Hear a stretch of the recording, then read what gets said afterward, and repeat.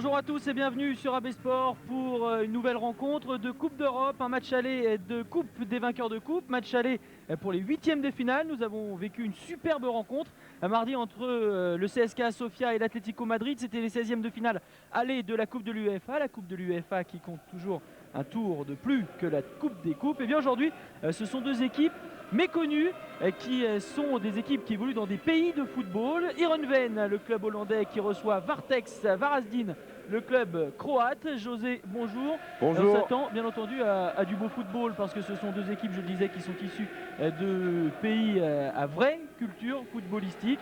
Mais on connaît très peu de choses sur ces deux équipes. Oui, tout ce qu'on sait pour l'instant, c'est que l'équipe de Vartex va jouer en 4-4-2 et que l'équipe de Heerenveen va jouer en 4-3-3.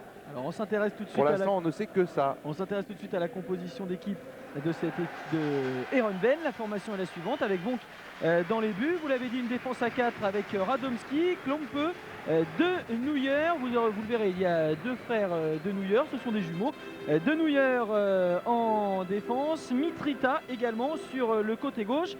Devant ce rideau défensif, trois milieux de terrain, Outwin, Mansma et De Visser. Et puis devant, Palplatz, De Neuer et Samardzic, donc qui sont les joueurs de cette formation néerlandaise. Dans les buts de Vartex, c'est Solomon, le gardien, qui va se charger de garder les buts. Vous allez le voir, il n'y a aucun étranger dans cette équipe de Vartex. Le seul étranger qui est inscrit auprès de l'UEFA comme joueur de Vartex, c'est Kamberovic. Il n'est pas sur le terrain, c'est un Bosniaque. Et donc c'est une équipe 100% croate qui va se présenter donc aujourd'hui face à Heerenveen. Solomon dans les buts, je l'ai dit. Besek occupera une position de libéraux avec devant lui Posavec, Madunovic et Balazic pour compléter cette défense. Un milieu de terrain à 4, Sabolki, Dalic, Mumlek et Mudzek. Et puis devant Ivankovic et Karic, donc un bon vieux 4-4-2. Exact.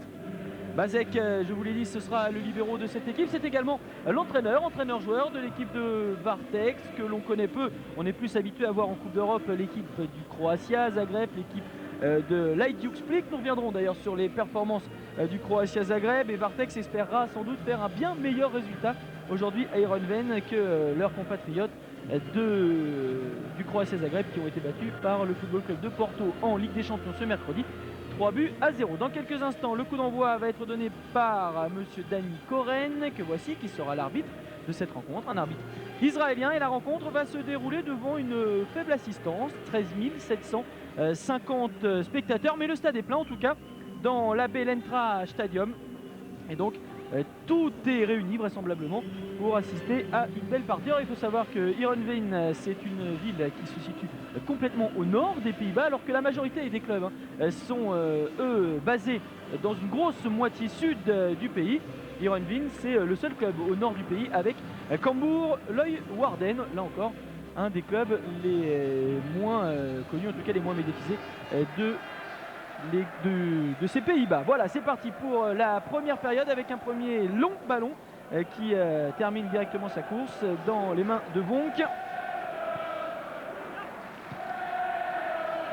Il faut savoir que pour cette compétition qui est la Coupe des Coupes, généralement ce sont des équipes qui sont très offensives, qui jouent le jeu sur un match complet. Et à partir de là, nous espérons accéder à un excellent match, très offensif, avec beaucoup de buts. Et on l'espère effectivement, un petit peu comme mardi entre le CSKA Sofia et l'Atlético Madrid. On a vécu une très belle partie avec un niveau de jeu très élevé, une belle technique. Physiquement c'était parfait, puis on a vu 6 buts également. Alors souhaitons qu'il en soit de même aujourd'hui. Pour l'instant c'est Vartex qui évolue en maillot orange sur vos images, qui a la maîtrise du ballon.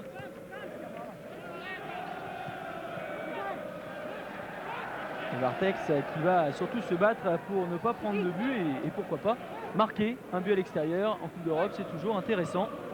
Ça compte double.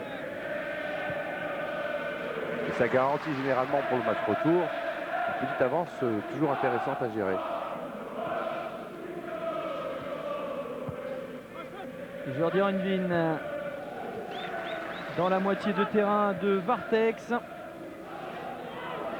Avec Samardzic qui réclame le ballon, c'est Radomski qui est monté Un centre, le premier danger dans la surface de réparation de Vartex. Un bon ballon en retrait, il y a du monde à gauche. Allez, il faut aller donner. Mitrita a été monté, ce n'est pas terminé. Il va recevoir le ballon, Mitrita, revenir dans l'axe du terrain. Non, finalement, on va rester sur ce côté gauche avec De Visser. Allez, De Visser, il a effacé un défenseur. Un bon centre. Non, là, c'était difficile pour l'attaquant d'Heerenveen avec une position dos au but. Toujours délicate à négocier.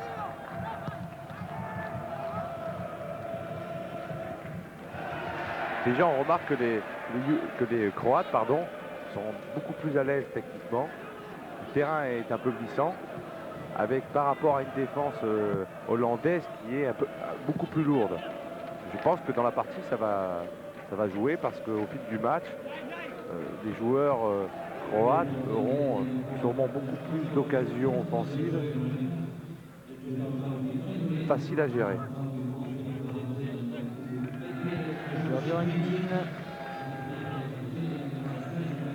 Il joue bien le jeu dans les balles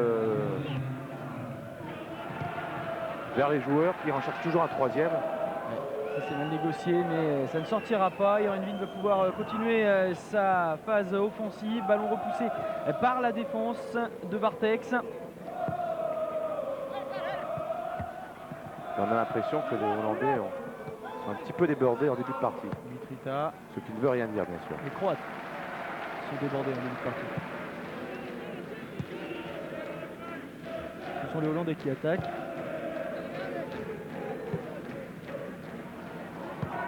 Avec Mitrita pour Heerenveen.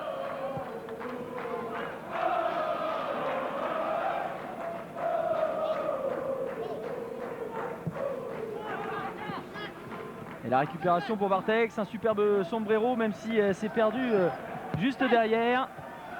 De Visser a donné son ballon à Radomski. Polonais de cette équipe d'Heerenveen. Contrairement à Vartex, aligne elle 3 étrangers. Mitrita le roumain, Radomski le polonais donc, et Samardzic le yougoslave. Et il y a encore de la réserve sur le banc des joueurs d'Heerenveen avec un Nigérian, Ebiede, avec un Norvégien notamment, Holm, et puis un Danois, un Marocain, enfin beaucoup de joueurs.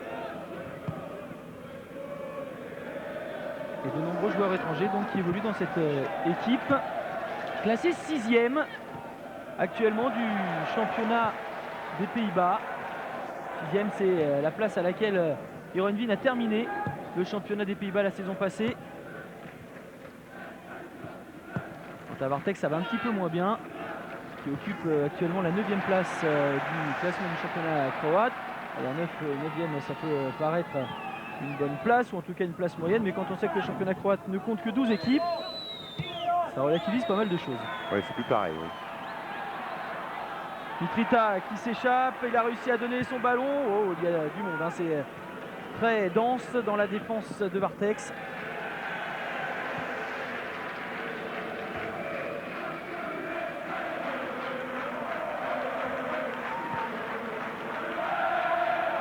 Beaucoup d'ambiance dans le stade.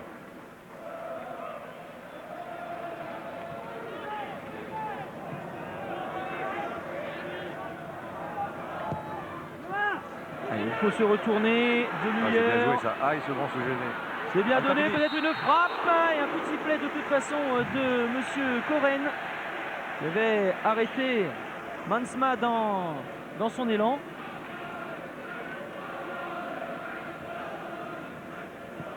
On revoit la dernière petite passe à l'extérieur du pied, la pichenette. Il n'y avait plus d'autre solution pour les attaquants d'Heerenveen que de passer par Hansma, leur capitaine.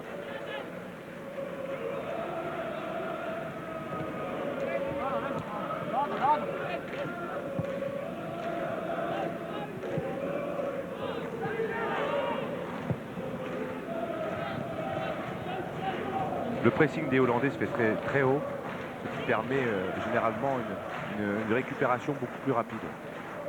Pour l'instant, les Croates, ils ont énormément de difficultés à toucher le ballon, si ce n'est sur des phases défensives, lorsque les Hollandais sont à l'attaque. C'est vrai que ce sont plutôt des contacts extrêmement brefs que les joueurs croates peuvent effectuer avec le ballon. Surtout que les Hollandais font très bien tourner la balle et que généralement, lorsqu'on a affaire à ce style d'équipe, en face, on court beaucoup pour essayer de récupérer. Donc on dépense de l'énergie.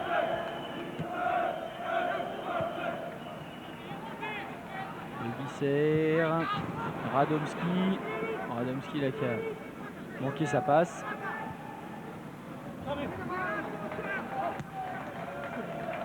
Et ça, c'est bien joué. Ouais, mais il y a un très bon retour de Mitrita également.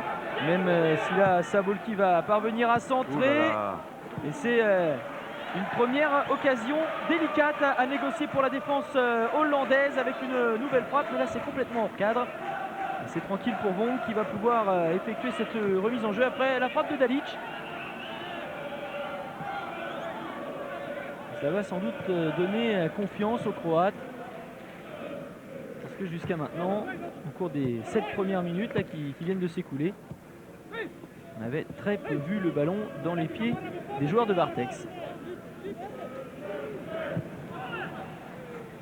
Mitrita. Hansma. De Visser. Il est contré de Visser. Est-ce qu'il va réussir à s'en sortir? Non, c'est Moudzek qui a pris ce ballon. Mais Monsieur Koren a sifflé pour arrêter le jeu et donner la remise en jeu à cette équipe d'Heerenveen. Il y a un très beau mouvement toujours autour du ballon lorsque les Hollandais ont la balle, ce qui permet toujours de jouer dans l'espace et d'être très mobile.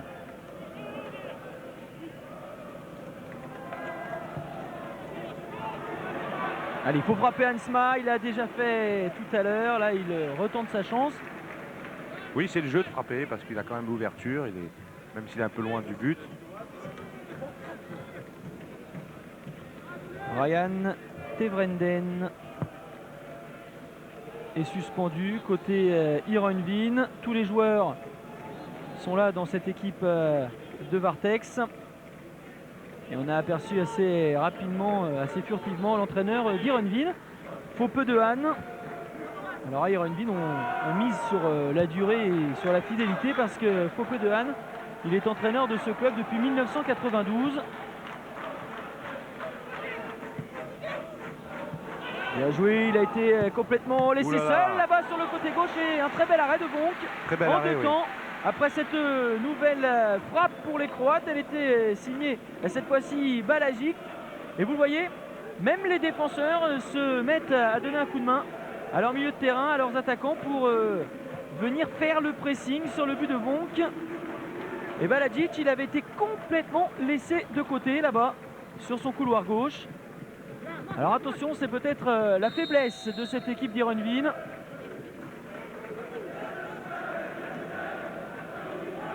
Ce sera en tout cas un des éléments à surveiller. Oui, car sur le plan défensif, ils ont beaucoup de mal à se déplacer transversalement.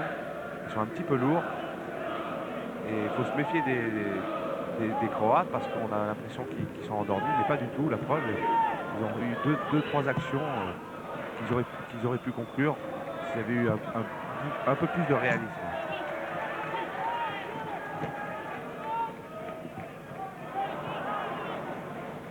C'est clair que là on ne voit pas les ténors des championnats néerlandais et croates. Non, mais ça joue très bien au ballon. Il y a de l'engagement. Deux fonds de jeu totalement différents. Mais qui n'est pas inintéressant. Et je pense que la preuve sur cette action, il n'y avait pas en jeu, je crois. Non, il y aura simplement une sortie de touche. Donc il y a beaucoup d'ouverture. Avec cette montée de Samardzic qui avait pris sa chance. Ah, puis ce sont deux jeunes équipes. L'équipe d'Heerenveen a été fondée en 1977 par exemple. Et puis vous le savez, le championnat croate n'existe que depuis 1992, à part une création d'un nouveau championnat en 1991, mais là c'était un championnat qui n'était pas officiel. Et en fait le championnat a été officialisé en 1992, la même année d'ailleurs que la fédération croate était affiliée à la FIFA. Pour les raisons qu'on connaît, hein, la fédération croate a été fondée en 1912, d'abord avalée par le bloc yougoslave. Et puis après les événements qu'on a connus au début des années 90, eh bien, cette fédération croate a obtenu sa légitimité en même temps que le pays devenait un pays unique et sortait de l'ancienne fédération yougoslave. Dommage le hors-jeu. On connaît la réussite de l'équipe nationale croate avec un quart de finale de l'Euro 96 et surtout une 3e place à la dernière Coupe du Monde où les Croates d'ailleurs avaient battu les Pays-Bas. Exact. Donc à un niveau moindre, eh bien c'est presque une petite revanche, on va dire, entre Croates et Néerlandais. Ça, je ne sais pas s'ils y pensent pendant le match. Sûrement pas, non. C'est vrai que pour en revenir aux Croates, ils ont fait une superbe Coupe du Monde avec un soccer magnifique.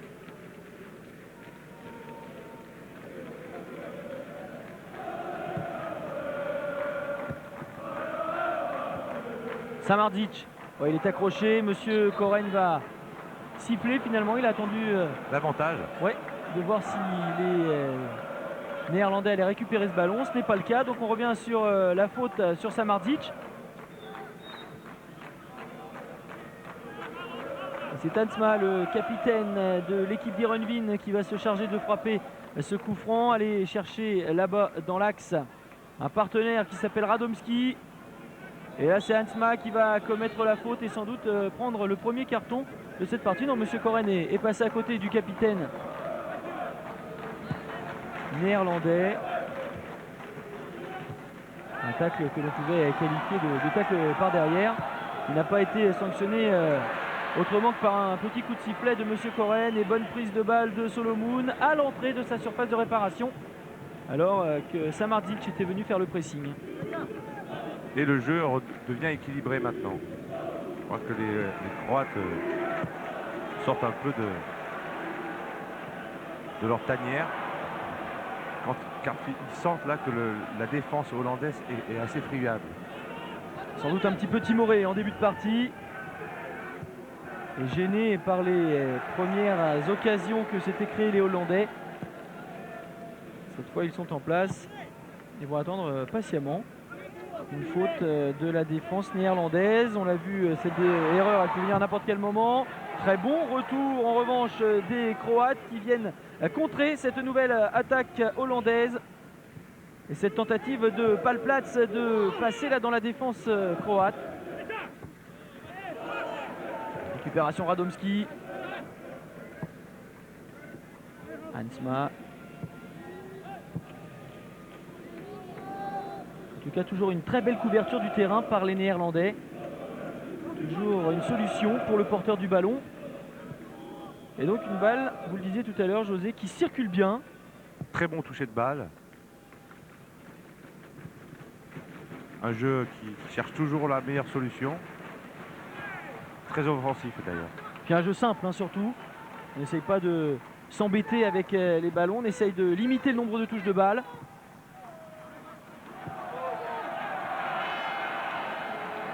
Là, ça doit s'avérer payant pour les Néerlandais.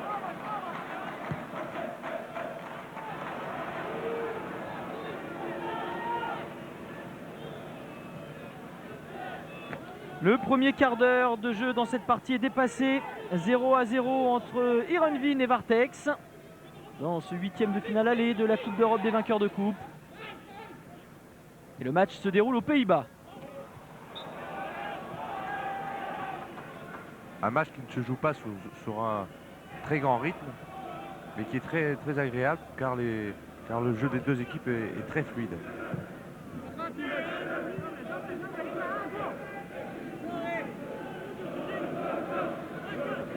Et puis techniquement c'est intéressant, il n'y a pas de grosses fautes, pas de grosses erreurs techniques.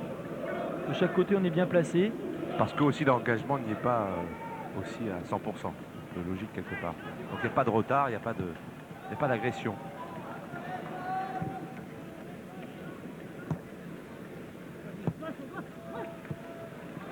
Toujours une recherche d'un joueur qui va jouer en pivot, qui va dévier la balle pour un troisième.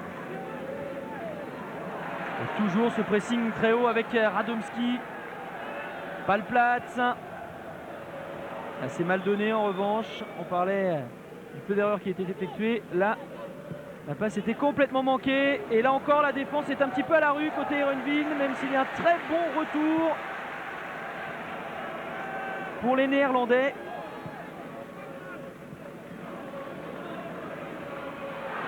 Madunovic, oh, il a mis en difficulté là son coéquipier. Oui. Parce que vous le voyez, hein, Denis Denouillir, c'est un beau gabarit, l'attaquant d'Heerenveen.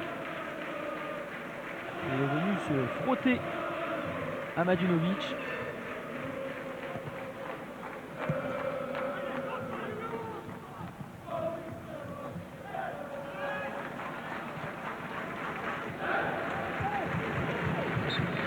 Le problème que vont rencontrer les Hollandais pendant ce match, malgré qu'ils aient un jeu très propre, ils ont un manque de pénétration.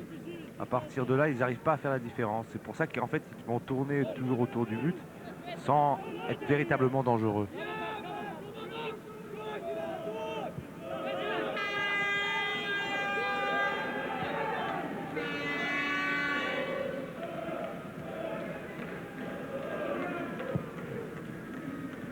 Allez, on balance dans la surface, dans la moitié de terrain, pardon. Ah, c'est bien joué ça. Vartex, Moumlek. Écarté. Moumlek écarté côté gauche. Le centre, Ouh là que c'est bien là, fait pour la oh tête là et le là. poteau qui renvoie ce ballon en sortie de but. La tête de Karic, elle était bien placée. Il a essayé de faire tourner ce ballon pour le ramener vers l'intérieur du but de Vonk. On revoit cette tête, il est tout seul Radic. Hein. Il y a encore là un flottement dans la défense d'Heerenveen. Et c'était bien joué parce qu'une tête piquée au premier poteau. Ce qui prouve d'ailleurs dans ce match que les Hollandais ont le monopole du jeu et ne parviennent pas à faire le genre d'action que viennent de faire les Croates. Ça prouve un peu ce que je veux dire, c'est qu'ils n'ont pas la notion de cette force de pénétration pour créer véritablement le danger. Et c'est presque ce qu'on a connu entre le CSKA Sofia et l'Atlético Madrid. Exactement. Le CSKA Sofia a dominé quasiment toute la partie et s'est fait prendre en compte. Donc messieurs les Hollandais, prudence.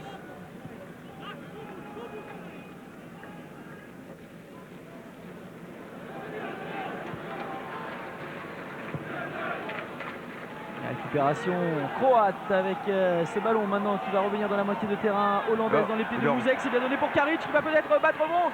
Quelle belle sortie du Pourtant gardien. il me semble qu'il était hors jeu, mais enfin bon, l'arbitre était mieux placé que moi. En tout cas, Vonk, lui, est parfaitement sorti dans les pieds de l'attaquant croate. La touche à Heerenveen. Et on parlait tout à l'heure de la prise de confiance côté croate.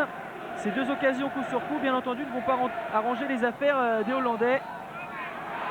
Et cette tentative de geste, cette tentative de talonnade, là, elle est assez significative de cette confiance justement qui s'instaure dans l'équipe croate. Il ne fallait pas qu'ils prennent trop confiance non plus. Hein.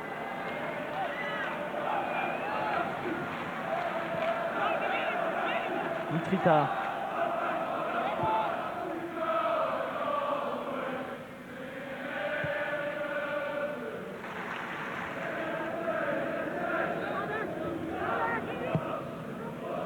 Change complètement de côté, c'est beaucoup trop long. En Pour plus c'est retrouver- très difficile parce que il fait une passe à un joueur qui est marqué sur une transversale. Si on veut pour la maîtriser, c'est pas facile.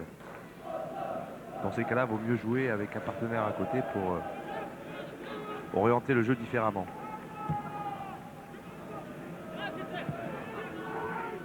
On va attaquer le ballon, on est un petit peu lent là sur la prise de balle. Moumlek accroché, le coup franc sera pour les Croates. Alors il faut savoir que ces deux équipes ont la particularité de jouer la Coupe des vainqueurs de coupe sans avoir gagné leur Coupe nationale. Vartex, parce que c'est l'équipe qui était finaliste de la Coupe de Croatie, qui a été battue par le Croatia Zagreb, qui a réalisé le doublé la saison passée. Le Croatia Zagreb est donc engagé en Ligue des Champions. Donc tout naturellement, c'est l'autre finaliste qui a pris cette place. Attention à ce ballon devant le but de Vonk tout de même. Et ce n'est pas immérité. Non, pour l'instant, effectivement. Mais pour Heerenveen, c'est presque la même chose, un petit peu plus compliqué si j'ose dire. Parce que Heerenveen n'était même pas finaliste, simplement demi-finaliste. Ce qui s'est passé, c'est que l'Ajax Amsterdam et le PSV Eindhoven se sont rencontrés dans la finale de la Coupe des Pays-Bas. Les deux équipes avaient terminé aux 2 premières places de leur championnat. Et vous le savez maintenant, sur certains championnats, comme les Pays-Bas par exemple, le premier et le deuxième sont qualifiés pour la Ligue des Champions. Donc là, on a fait jouer un match de barrage entre les deux demi-finalistes, qui étaient Heerenveen et le FC Twente. Et Heerenveen l'a emporté 3-1. Donc Heerenveen a gagné son billet pour jouer la Coupe d'Europe des vainqueurs de Coupe cette saison. 2 Cendrillon pour la Coupe des Coupes. Une belle frappe, oui, l'arrêt relâché. est signé C'est pas suivi. Solomon. C'est pour ça qu'il faut toujours suivre les frappes lourdes en ce qui concerne les attaquants. Et sur Car ce les contact, gardiens... Oui, pardon. allez-y. Sur ce contact, un joueur est resté à terre. Oui, je pense pas que ce soit très grave. Mais les grands attaquants, généralement, suivent les frappes lourdes, les frappes de loin, comme ça. Et avec leur opportunisme, lorsque le gardien les relâche, sont toujours là pour les mettre au fond. Alors, n'allons pas en déduire qu'il n'y a pas de grand attaquant dans cette équipe d'Heerenveen, mais en tout cas, là, effectivement, il n'avait pas suivi la frappe de Radomski.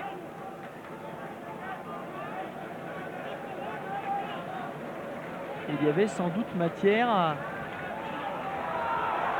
trouver l'ouverture dans la surface de réparation de Solomon. Ce n'est pas terminé pour Heerenveen, l'équipe néerlandaise qui va obtenir le corner.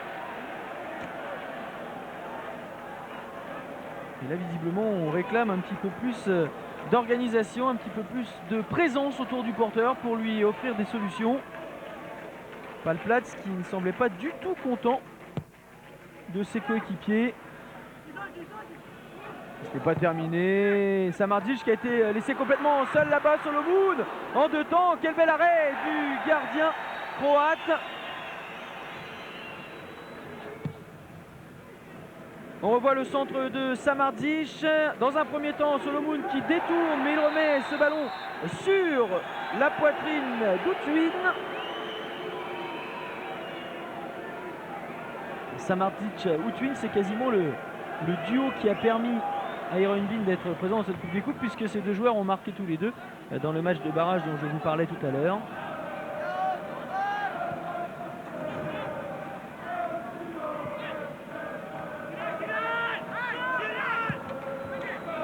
Heerenveen a terminé la saison passée à la 6e place du championnat des Pays-Bas. C'était tout de même à 34 points de l'Ajax qui a largement dominé le championnat la saison passée. Défensivement, les Croates ont compris qu'il fallait monter sur le porteur du ballon, mais aussi sur les joueurs qui essayaient de se démarquer pour leur éviter de pratiquer le jeu qu'ils faisaient au tout début. Maintenant, c'est beaucoup plus haché pour les Hollandais. Ils ont moins la possibilité d'exploiter leur fond de jeu aussi fluide que tout à l'heure. Mitrita pour frapper ce coup franc. Solomon encore une fois de la main gauche, d'une seule main. Ça suffit. Et il a confiance en lui, Solomon, parce que ça fait 2 fois qu'il repousse un ballon de cette manière dans sa surface de réparation. Mladenovic. C'est mal renvoyé par la défense croate, très mal renvoyé même par les Croates de New York qui remet Ah non, c'était bien tenté. à Samardzic. Mais le défenseur croate n'a pas marché.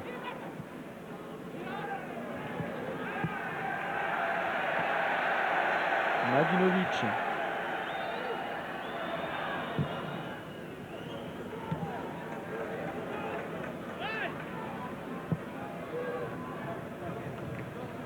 Les Croates qui finalement jouent avec un seul attaquant, Karic, Ouais, que l'on a vu tout à l'heure. qui a failli marquer un but. Une belle tête piquée. En tout cas, il y a un joueur que l'on voit beaucoup également côté néerlandais, c'est Mitrita, qui a pourtant sur la feuille de match une position derrière latéral gauche. Et regardez comme il joue dans le centre. Ils ont dû sûrement changer en fonction de dispositif croate. L'entraîneur a dû changer ou décaler, faire monter d'un cran son défenseur. De Visser qui va se faire reprendre ce ballon. Ballon qui avait lui dans les pieds croates il y a quelques instants.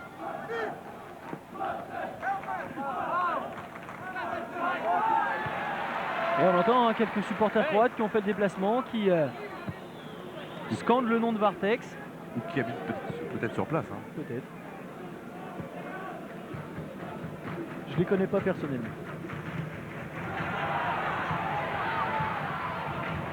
Allez, nouvelle incursion dans la surface de réparation de Nouveau Vartex. corner. Avec Denis Desnouillers.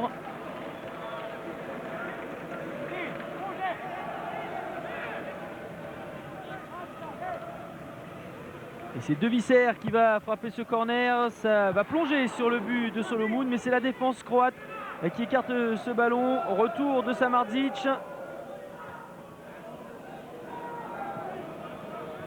Ouais, elle est sortie, elle est sortie. Bien vu de la part de l'arbitre.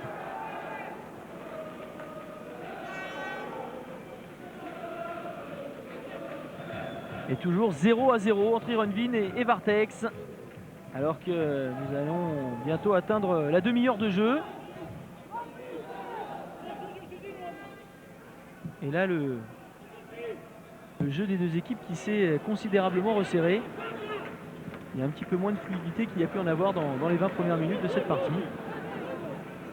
Oui, aussi parce que justement les Croates ont compris qu'il fallait aller presser le ballon aussi. Comme le font les Hollandais. Et encore un très beau débordement. Là, ce sera une sortie de but. Dommage, c'était bien joué. Donc ça laisse moins d'espace. À partir de là, maintenant, le jeu est beaucoup plus concentré au milieu et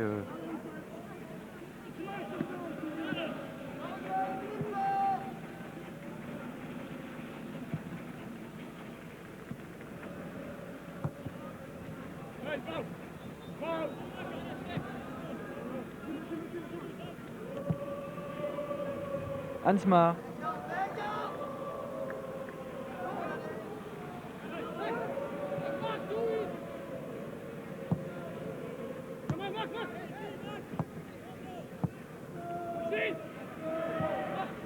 bien joué ça. Ouais, mais ça va être difficile quand même pour les Néerlandais. Parce que là, c'était du jeu très très petit. Un peu trop statique malheureusement. Attention à Solomon qui a été victime d'un rebond délicat devant son but. Mitrita, on parlait tout à l'heure de son rôle défensif. Il le remplit à merveille sur cette récupération.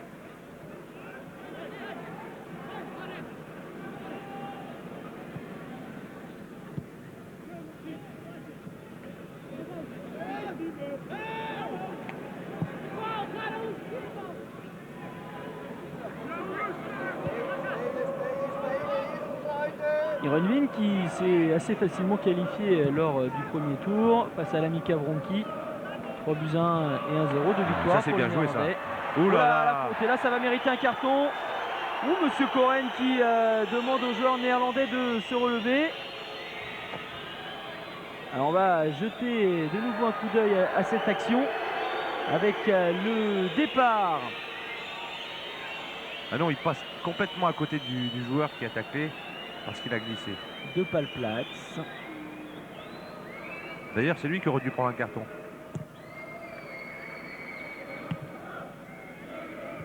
Hansma.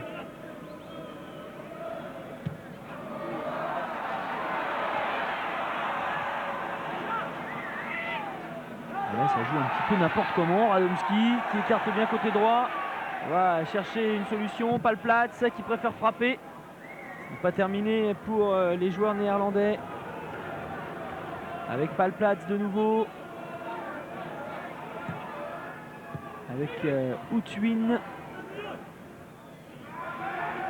Desnouillers. Outwin est derrière lui. Desnouillers qui préfère y aller seul et qui va obtenir le coup franc. Pour une obstruction, oui.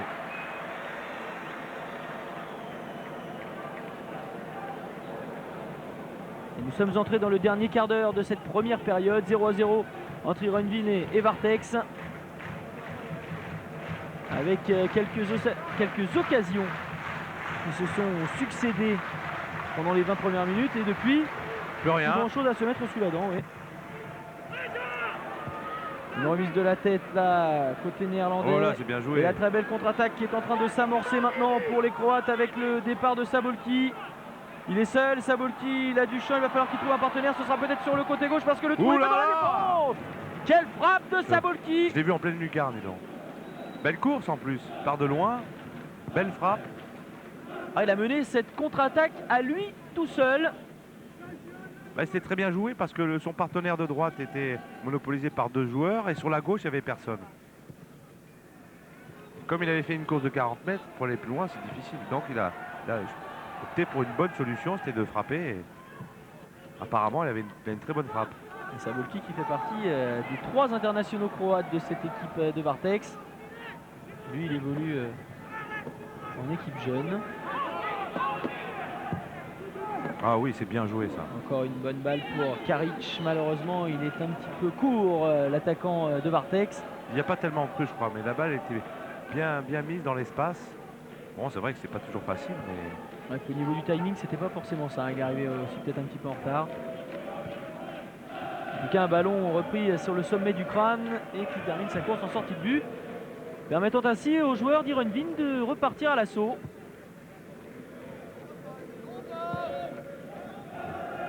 Ironvin qui a quand même du mal à exploiter ses offensives, car comme on le disait tout à l'heure, ils ont un jeu finalement beaucoup plus statique qu'on l'imagine, ce qui ne permet pas les forces de pénétration. Et comme devant, les attaquants n'arrivent pas à conserver la balle lorsqu'on en met, on appelle ça une contre-attaque derrière parce qu'ils se font utiliser le ballon. Dans un sens comme dans l'autre. Une contre-attaque, oui, en voici une. Elle sera néerlandaise avec le ballon pour Devisser. Oh, pour Denouillir. Oh, il sera au milieu de 3 défenseurs croates. Ce sera évidemment extrêmement délicat et ce sont logiquement les joueurs de Vartex qui s'en sortent le mieux.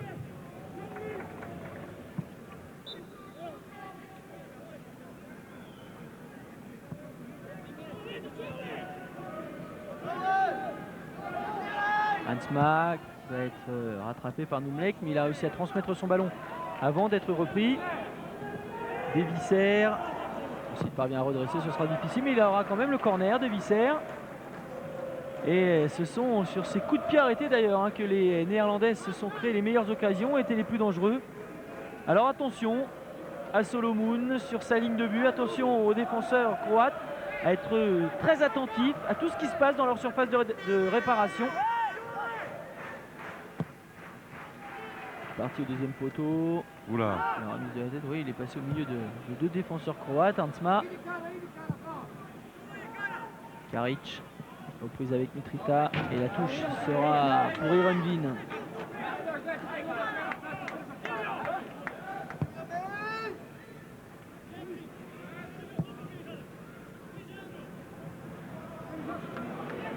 Hansma dans l'axe. A préféré revenir vraisemblablement sur le côté gauche alors que un peu d'espace s'est libéré dans le couloir droit.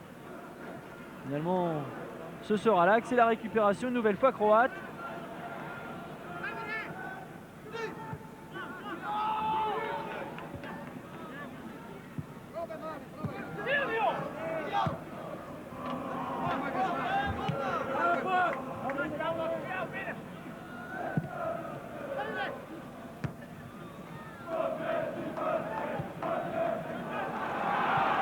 Hansma. Voilà, il est là le problème des Hollandais, c'est que dès qu'il récupère le ballon, il ne le porte jamais très rapidement au devant du but. Donc il y a toujours un temps d'arrêt. Ça permet aux Croates de se replacer et de resserrer les espaces. Après, c'est beaucoup plus difficile. Voilà, un espace, il y en avait un dans cette surface de réparation. Ce n'est pas terminé pour les Hollandais. Peut-être une frappe à la sortie de ce crochet. Encore une occasion. Que siffle monsieur Koren? Rien. Rien du tout. Il fait signe à Radomski de se relever.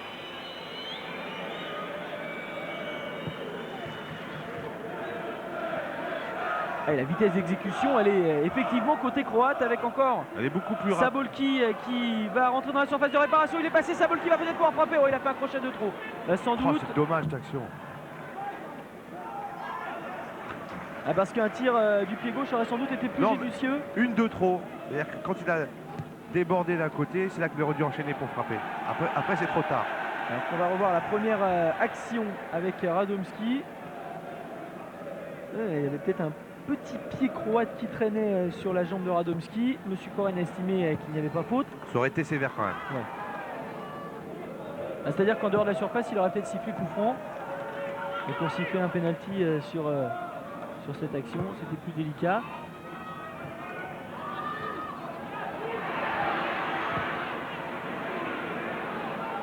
Ah, ils sont quand même pas maladroits, hein, ces Néerlandais à l'approche de la surface de réparation. Et il manque simplement toujours un petit quelque chose. Et ils arrivent régulièrement à former un triangle et à faire tourner la balle aux 20 mètres du but de Solomon. Malheureusement, pour l'instant, ça ne suffit pas à Heerenveen pour ouvrir le score.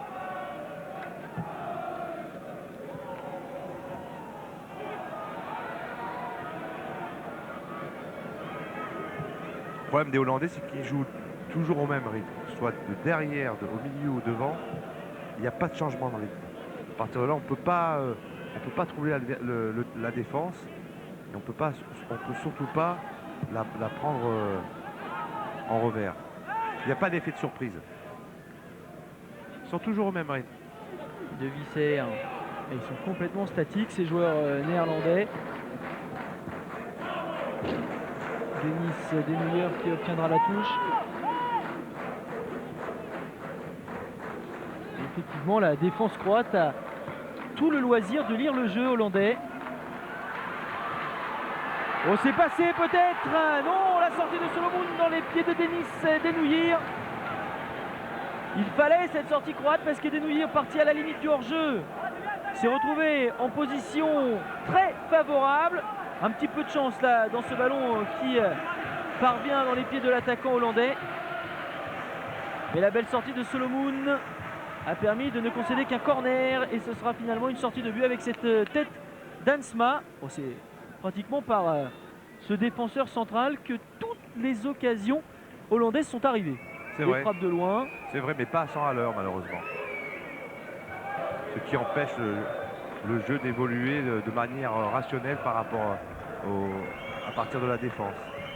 Il n'y a pas d'accélération, donc très peu de chances de tromper l'adversaire et de se retrouver devant le but pour marquer. À part sur cette action précédente où, de par un contre favorable, ils avaient la possibilité de marquer. Mais ça ne suffit pas pour gagner un match.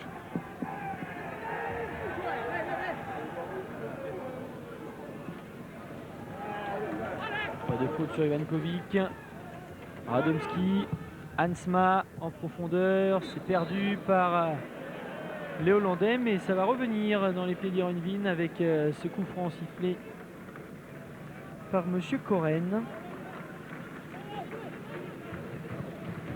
Et l'entrée à l'instant même dans les 5 dernières minutes de la première période avec ce score qui reste inchangé depuis le coup d'envoi de cette partie. 0-0 entre Heerenveen et Vartex. C'est impossible de passer là. Il y avait trois défenseurs. Il a insisté, il s'est fait contrer.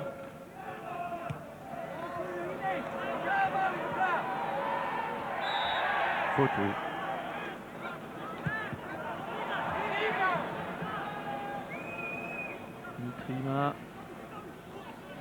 Mitrita, autant pour moi, qui a joué avec Samardzic, c'est perdu par Samardzic. Perdu. Et là on va voir la différence d'organisation pour les Croates, même si Karic est allé s'enfermer sur ce côté droit, poursuivi par Klompe, et la faute du défenseur néerlandais. Qui a du mal avec son adversaire direct. Qui est beaucoup plus vif. Donc à un moment donné, il est obligé de faire une faute.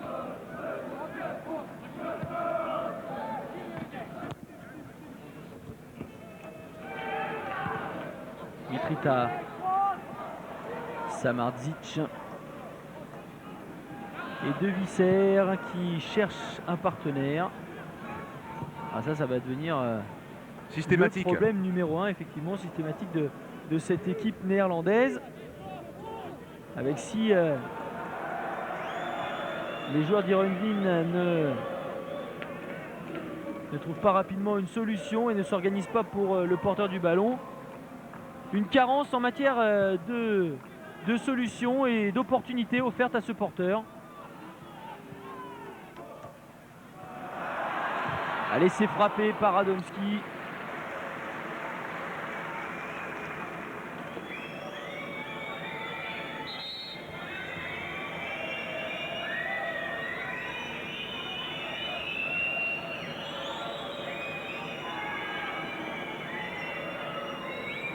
Voilà, il y a une subtilité qui m'échappe sur le maillot de Radomski.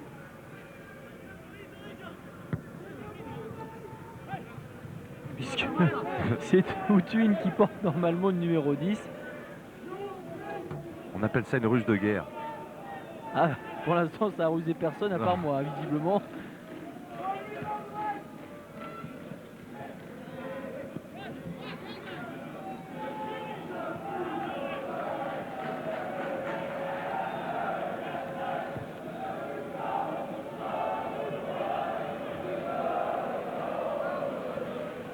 Et alors c'est sur la feuille de match qui nous a été transmise effectivement qu'il y avait une petite erreur, puisque si l'on se réfère à la feuille éditée par l'UEFA, effectivement c'est Outwin qui porterait le numéro 2 et Radomski le numéro 10. Donc, bien, cette erreur étant réparée, on va pouvoir repartir avec des idées un peu plus claires.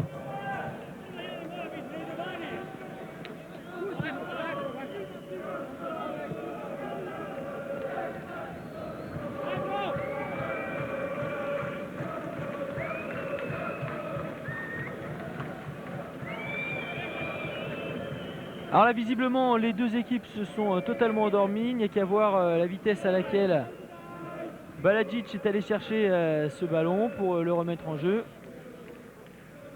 Alors donc voilà Radomski. On dirait une partie d'échecs où on n'arrive pas à trouver les solutions.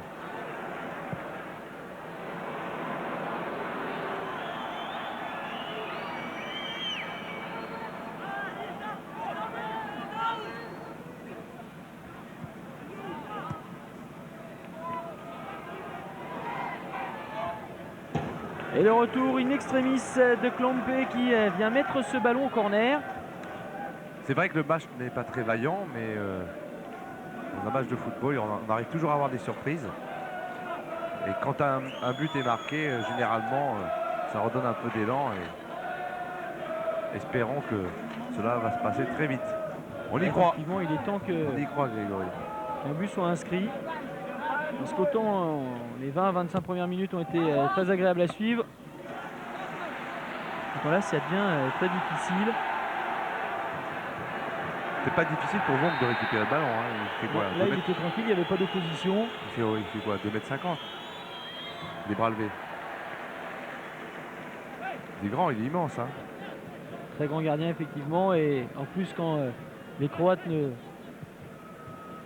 font aucune opposition sur Vonk, c'est d'autant plus facile pour lui de récupérer cette balle.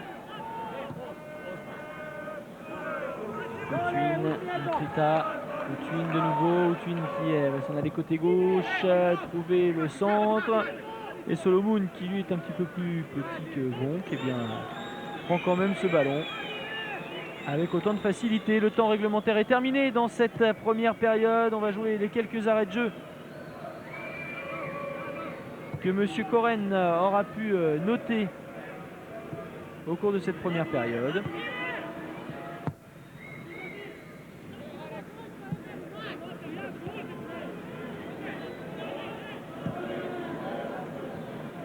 Et là, visiblement, il n'y a pas que nous qui attendons la mi-temps. Les deux équipes sont pressées de rentrer au vestiaire parce qu'il n'y a plus aucun désir de se porter à l'avant.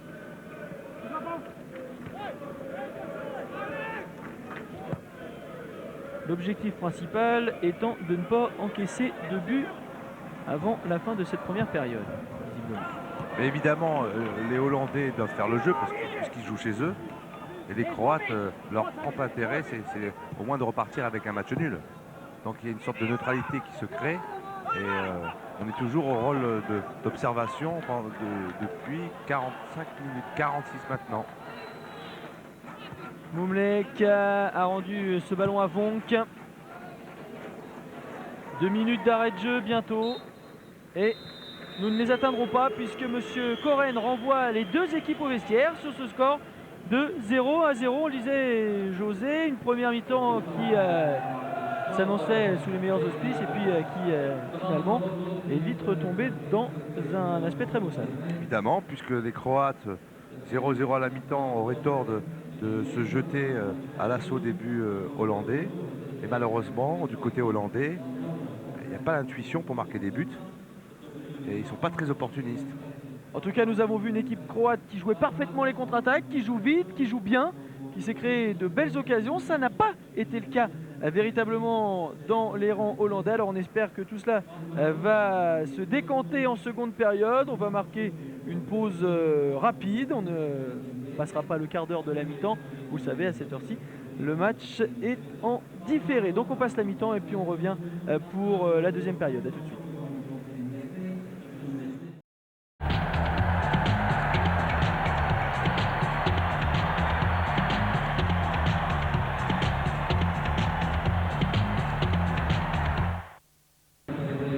Nous repartons pour Heerenveen à la Belentra Stadium avec une entrée en jeu dans ce début de seconde période, avant le début de cette seconde période. 0-0. Vous venez de voir 0-0, effectivement, c'est toujours le score, ça n'a pas évolué pendant la mi-temps. Avec l'entrée en jeu, donc, vous venez de le voir, du Marocain El Khattabi, surnommé Ali. Et le coup d'envoi donc est donné de cette seconde période par les joueurs d'Heerenveen qui ont été bousculés en première mi-temps, qui ont bien tenu, certes, mais qui doivent faire très attention à ces contre-attaques meurtrières des Croates qui ont eux parfaitement joué le coup. Exact. Et les Hollandais, je suppose qu'à la mi-temps, leur entraîneur a dû leur dire quoi? Attaquer. De bouger un peu plus devant.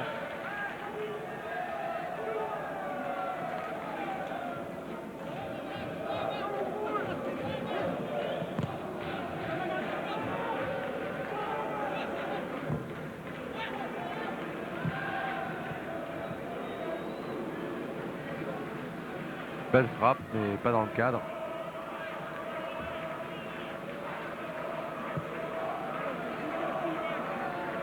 Et El Khattabi, vous l'avez vu, a pris tout de suite un poste d'attaquant. Donc c'est ce secteur que pêchent les Hollandais. Pêchent les Hollandais, dans lequel pêchent les Hollandais et que Foppe Dehaene a voulu renforcer, bien évidemment.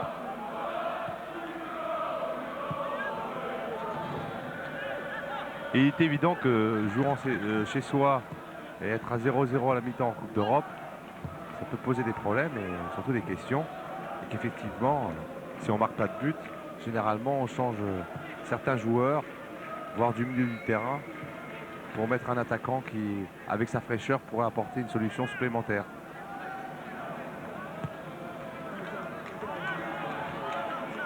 Et voilà, El Khattabi qui fait le pressing. Et pourtant, ce pressing, il était très présent de la part des Hollandais en première période. On avait vu de très belles récupérations, un pressing très haut. Oui, parce que notamment les Croates restaient derrière et ne montaient jamais sur le porteur du ballon. On aurait pu croire que les Hollandais faisaient un gros pressing, mais ils avaient surtout l'espace pour le faire.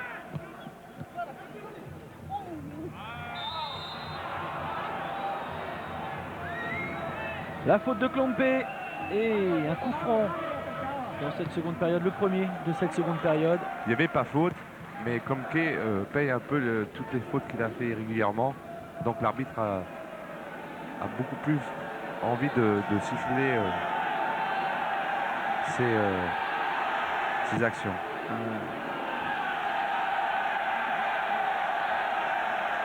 Avec une nouvelle sortie de Solomon là, qui a dû venir au devant de Denis Denouillir. Demir qui va prendre le ballon. El Khattabi. Hansma.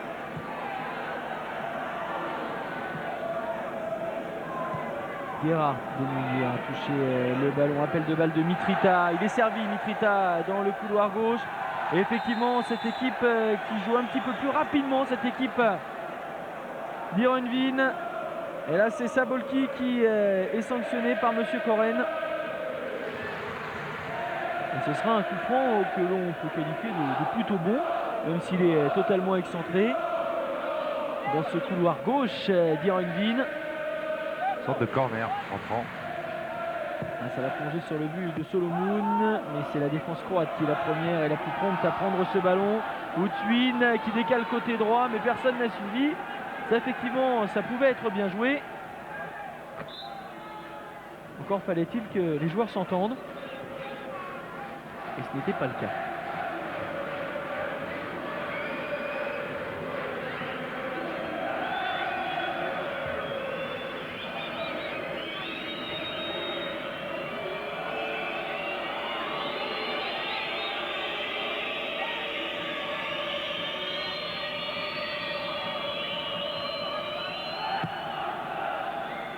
Solomon au dégagement et à la chute du ballon. Non pas Ivankovic, mais son capitaine Numlek, même si ce ballon est finalement récupéré par les Néerlandais. Un appel de balle de Denis Denouillir qui va attendre des solutions maintenant. Il en a trouvé une en retrait en la personne de Gerhard Denouillir, son frère. C'est passé pour El Khattabi. On demande le corner côté hollandais et Corner on va l'obtenir.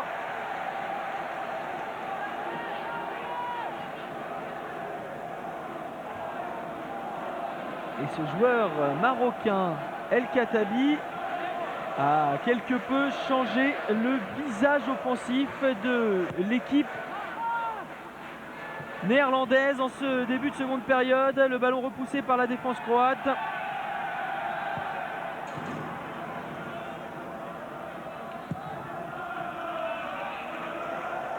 El Khattabi que certains d'entre vous connaissent peut-être d'ailleurs, puisqu'il était du groupe emmené par Henri Michel pour jouer la Coupe du Monde.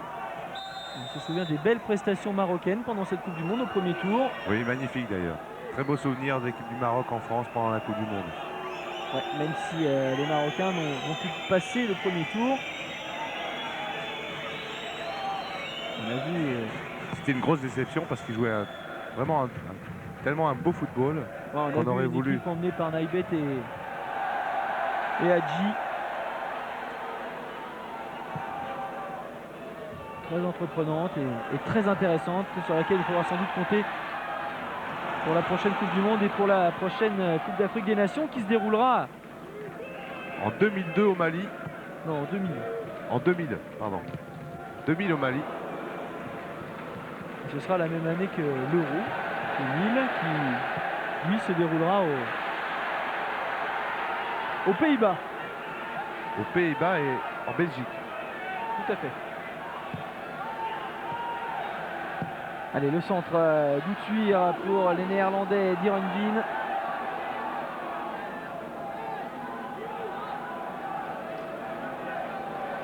« 2002 étant la Coupe du Monde au Japon, Corée. Bravo. Je vous pardonne. Merci. Merci. Et la touche sera pour les Croates. Le jeu qui repart sur les bases qui étaient celles, disons, des 20 premières minutes de la partie. Avec de la rapidité. Elle est en train de s'installer côté hollandais. Cette vitesse d'exécution, ce n'était pas le cas en première mi-temps.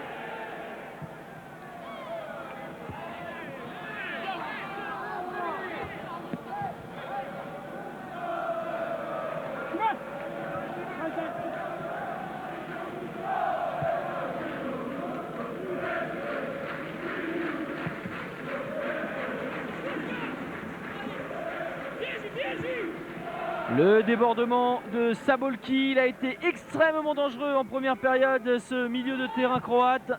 Le centre de Sabolki, allez, il faut frapper, c'est bien fait, mais c'est à côté. Avec cette frappe signé Vankovic.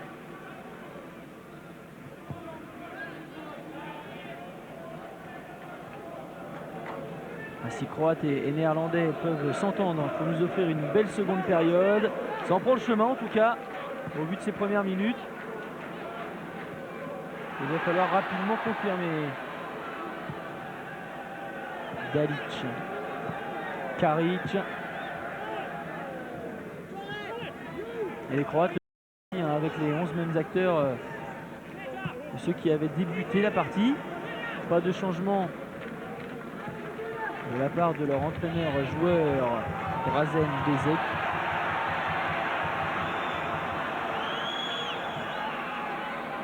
Ça doit être quelque chose de particulier, tout de même d'être entraîneur-joueur, de se trouver au milieu de l'action, en étant censé analyser le jeu de son équipe, même si généralement il y a un adjoint qui est un petit peu là pour vous suppléer. Je pense que ça doit être une belle expérience. On l'a vu notamment en première division. Oh le but, non, encore le poteau. Encore le poteau, parce qu'en première période, c'est Karic, côté croate, qui avait trouvé le même montant. C'était exactement le même poteau qui avait renvoyé la tête de Karic. Et là, c'est une frappe de Denis Denouillir qui a été renvoyée par le montant droit de Solomon. Et on va revoir cette action. Alors désolé José, j'étais obligé de vous couper, mais c'était une frappe intérieur pied gauche magnifique de Denis Denouillir. Une action qui est mal payée parce que récupérer le ballon comme ça dans les 18 mètres dos au but avec un adversaire dans le dos et pouvoir la récupérer et frapper derrière, il faut aller très vite notamment. Et puis il faut avoir vraiment le sens du but.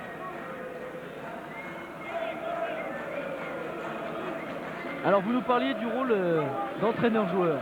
Oui, donc je voulais faire référence en fait avec Chelsea lorsque l'entraîneur était Rod Gullit qui jouait aussi, donc on a pu voir ça en première division. Ça doit être une expérience formidable, mais avec, je crois, au niveau des problèmes d'investigation, un peu plus important que lorsqu'on est sur le banc de touche et qu'on doit faire les choix.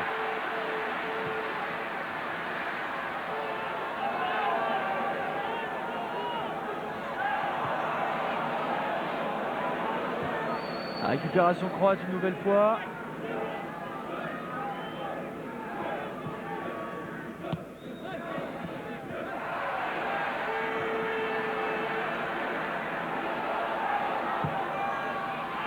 Oh oui, c'est le but. Et l'erreur, voilà l'ouverture du score dans ce banquet. Oui, bien joué Denis. Voilà, ça a été presque un but au raccro, on va dire, parce que là, ils ont vraiment beaucoup de chance, les Néerlandais. Ils sont heureux, mais ils ont eu beaucoup de chance d'avoir inscrit ce but. On revoit ce centre venu de la gauche qui passe devant tout le monde. Outsuir a la possibilité d'ouvrir le score. Il manque complètement sa reprise. Et derrière, il y a Denis Denouillir pour frapper ce ballon et trouver l'ouverture. Mais il n'a pas voulu frapper, il a voulu la remettre, alors que le jeu, c'est quand même de frapper. Il a eu peur du gardien. C'est pas payé pour les Croates en tous les cas. Ah ouais, là, c'est pas de chance parce que qui s'était créé les meilleures occasions en première période encaisse ce premier but. Après 8 minutes de jeu en seconde période, un but inscrit par Denis Denouillir. Et Renvin mène donc 1 but à 0 sur sa pelouse.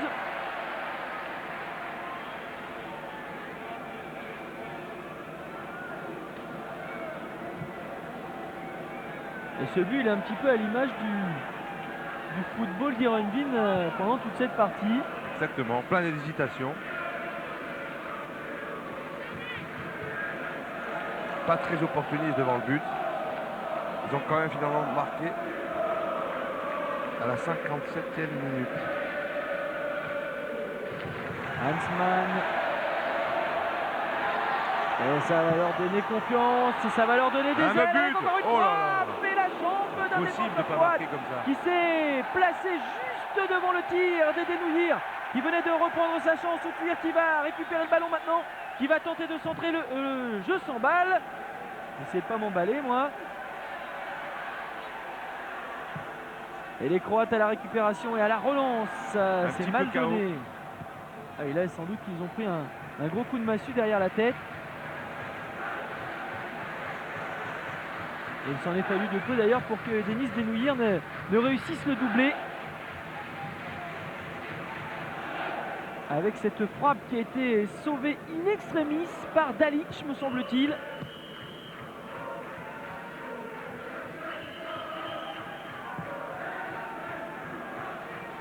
Hansma. À droite, c'est pour Outsuir. Radomski. Et ça va sortir effectivement avec cette remise en jeu pour les Croates. Et pourtant bien joué. Jeu à 3. Ah, ça les a libérés, hein. Ce but évidemment, les Hollandais. Ça a dû libérer également Pope de Han que l'on vient de voir sur le banc. Pope de Han qui a joué dans les clubs de Gros, d'Ironvin, avant de devenir l'entraîneur d'Akroum, le club dans lequel il avait évolué également. Il avait entraîné les jeunes d'Ironvin de 1976 à 1977 avant de revenir donc à la tête de l'équipe première en 1992.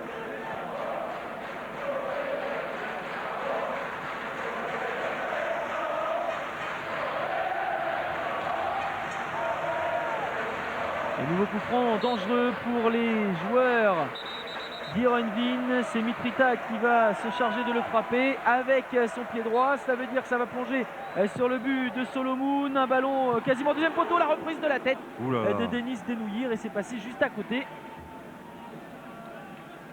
Là, l'équipe de Vartex est un peu débordée. Elle a du mal à refaire surface après ce but.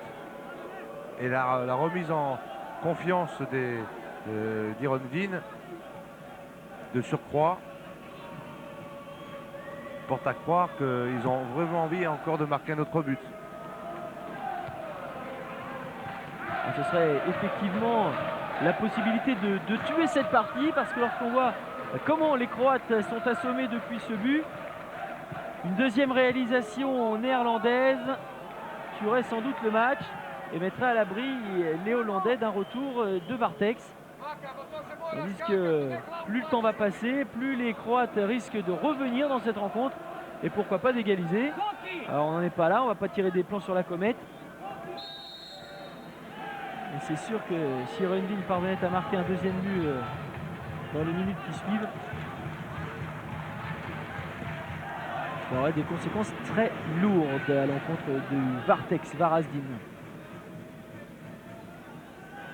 Et vice versa, si les Croates marquent, ce serait une bonne opération aussi pour eux, bien entendu.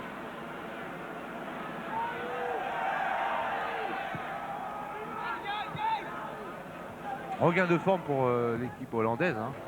Après ce but-là, ils sont beaucoup plus agressifs. Ça a complètement changé la physionomie de la rencontre. Encore une erreur et Monsieur Koren va siffler. Alors est-ce qu'il va siffler une intervention régulière de Mitrita ou une semelle et un pied en avant du joueur croate? Visiblement, c'est contre les Néerlandais que l'arbitre israélien a sifflé. Oui, mais c'est une faute volontaire, comme on voit. Oui.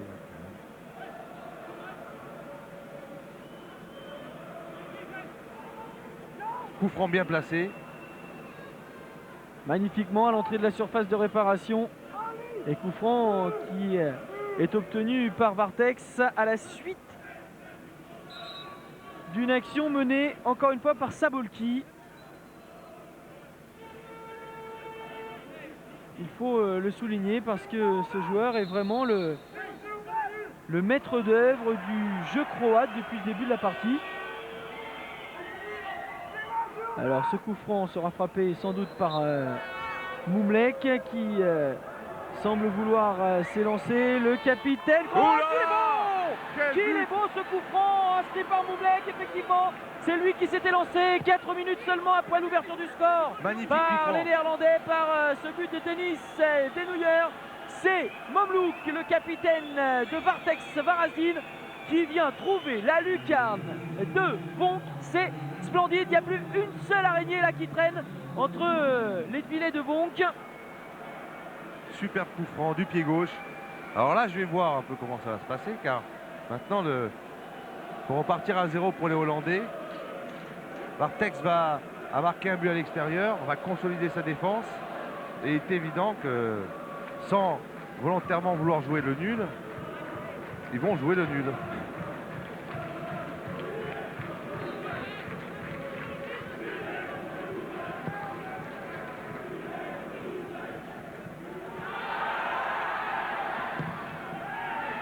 Les joueurs d'Irvine qui repartent à l'attaque immédiatement. Alors nous allons voir si à présent ce ne sont pas eux qui vont accuser le coup. Visiblement, ils sont décidés à repartir à l'assaut. Ils ont été coupés dans leur élan. Et on verra bien si dans leur réaction, ils ont les moyens psychologiques de refaire surface. En tout cas, vous aviez souligné, José, la magnifique position de ce coup franc. Mamlouk en a profité pour égaliser 5 minutes après l'ouverture du score par les Néerlandais d'Heerenveen. C'est Mamlouk, le capitaine donc de Vartex Varazdin, qui est venu placer un ballon magnifique dans la lucarne de Vonk et remettre donc les compteurs à 0. Égalité, un but partout entre Vartex et Heerenveen. Et le plus dur est fait, on va dire, pour Vartex, pardon, à savoir marquer ce but à l'extérieur, ce but qui vaut si cher, surtout si désormais le score n'évolue plus. Ce sera sans doute plus facile à négocier pour Vartex au match retour.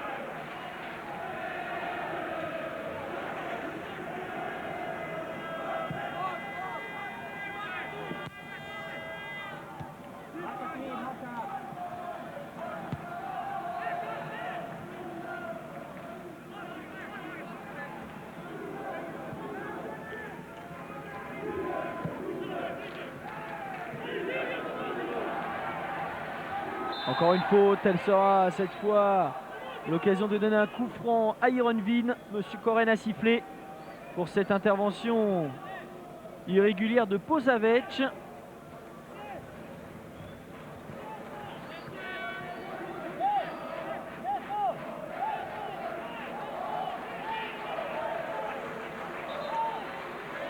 Alors c'est Mladen, Posavec, qui évolue dans cette équipe d'Heerenveen, parce que s'il y a deux frères dénouilleurs dans les rangs d'Heerenveen, il y a deux frères Posavec dans les rangs de Vartex.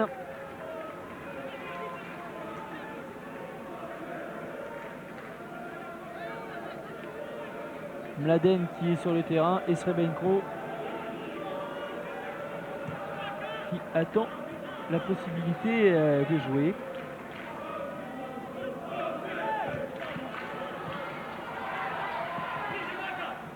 Utwin, il y a Radomski derrière lui, il préfère passer par Hansma.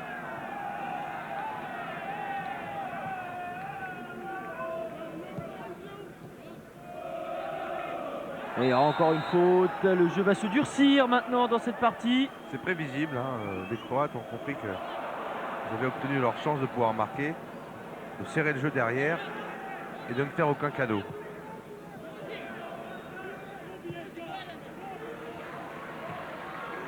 Vonk qui risque d'être mis en difficulté, il préfère assurer et glisser ce ballon en touche.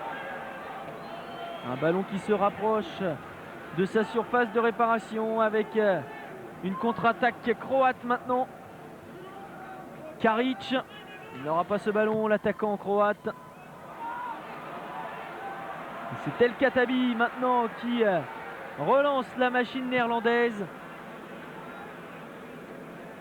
El Khattabi qui n'est pas le seul Marocain dans cette équipe d'Heerenveen, puisque le gardien remplaçant de Vonk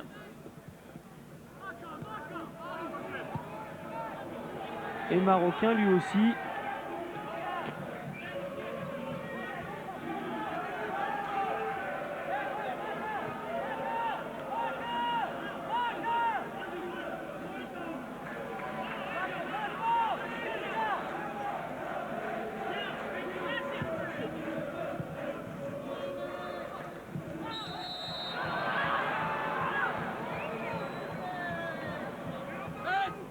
La faute de Klompe, il n'a pas encore pris un carton jaune, Klomp.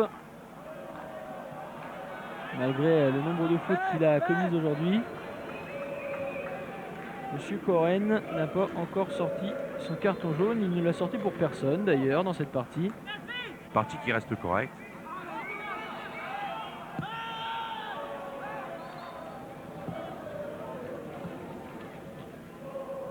Et heureusement d'ailleurs pour les deux équipes parce que il y a 4 joueurs avertis dans les rangs de Vartex, 2 dans les rangs d'Ironville. Et ça pourrait peser bien entendu un second carton jaune pour l'un de ces joueurs en vue du match retour. Parce que bien entendu ce sont des joueurs qui sont présents actuellement sur la pelouse. Radomski justement, il en fait partie de ces joueurs avertis.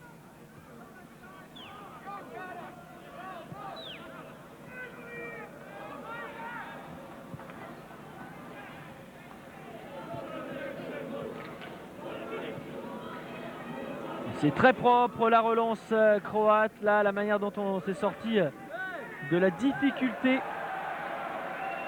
dans laquelle fermé les Croates, les Néerlandais.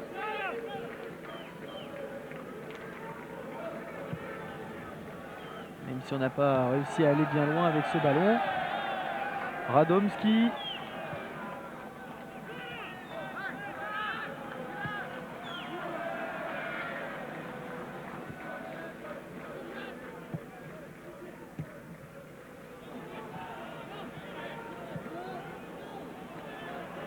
Hansma. Balle en profondeur pour El Khattabi.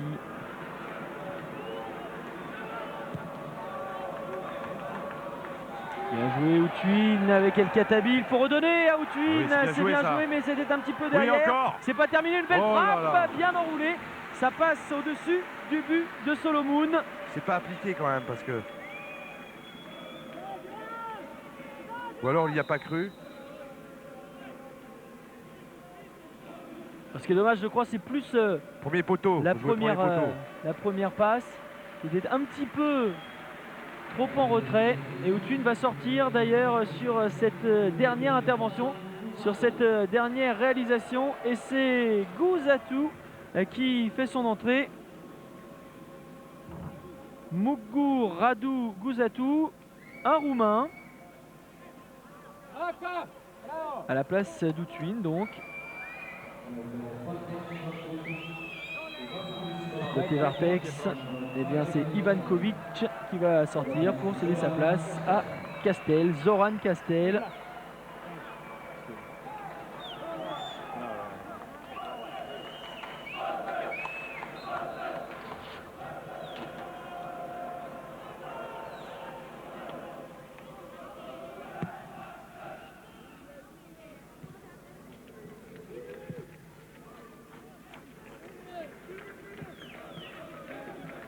« 71e minute de jeu, un but partout entre Ironville et Vartex. Les deux buteurs se nomment Denis Denouillir pour Ironville à la 57e minute et 5 minutes plus tard à la 62e.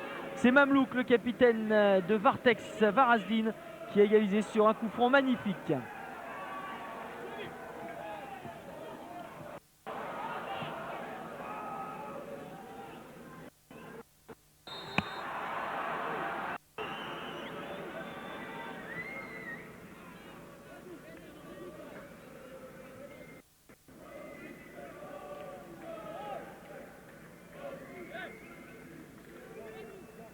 Vartex à la relance, Vartex avec Madunovic.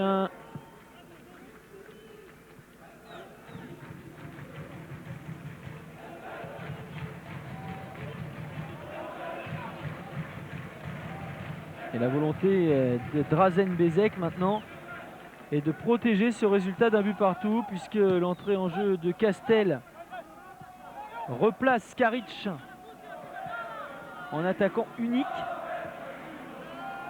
Castel qui va évoluer dans un registre qui est plus celui d'un milieu de terrain, un défensif à proprement parler. Il ne pas manquer grand chose là pour le 1-3 là, 1-2-3 puisse se faire dans l'axe du but.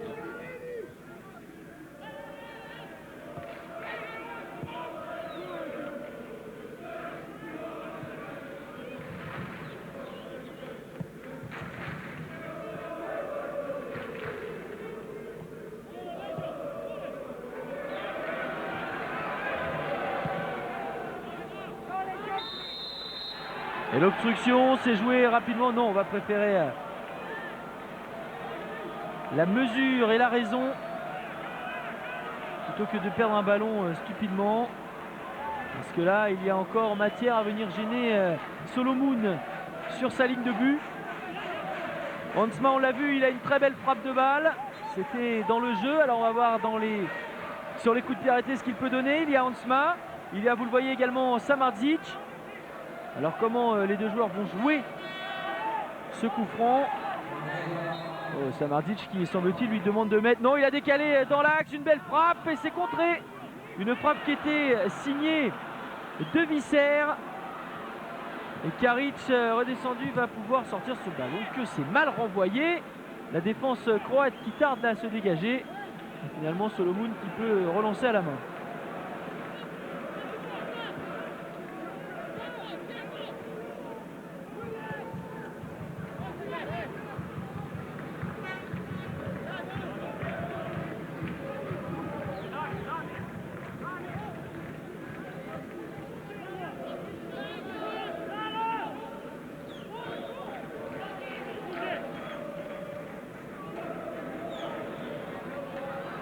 Karic qui a bien décalé côté droit son capitaine Mamlouk. Mamlouk qui s'était aventuré dans la surface de réparation. Il avait fait un appel de balle à Moudzek. Ce n'est pas arrivé jusque dans les pieds du numéro 10 de Vartex. Et Vartex reste toujours dangereux.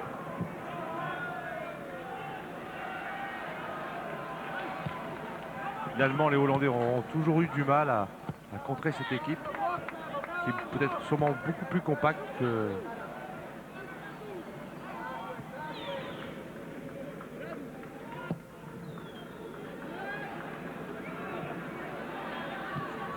Ah oui, bien joué, ce ballon retrait pour El Khattabi, même si l'attaquant marocain d'Ironvin a été devancé. Il n'y a pas cru, il n'a pas joué le jeu à fond. Il aurait dû anticiper sur la passe pour jaillir devant le but.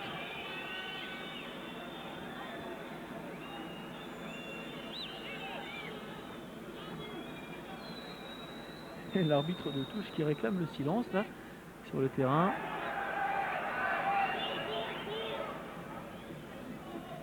Karic. Le dernier quart d'heure de jeu, les deux équipes sont à égalité, un but partout. Et pour l'instant, c'est Vartex qui fait bien entendu la bonne affaire de ce huitième de finale aller de la Coupe d'Europe des vainqueurs de coupe. En ayant marqué à l'extérieur et en tenant ce résultat nul, même si l'équipe d'Ironville est toujours à l'attaque. Les coups de sifflet de monsieur Koren qui revient à la faute et qui va donner le coup franc à Hansma et à l'équipe d'Ironville.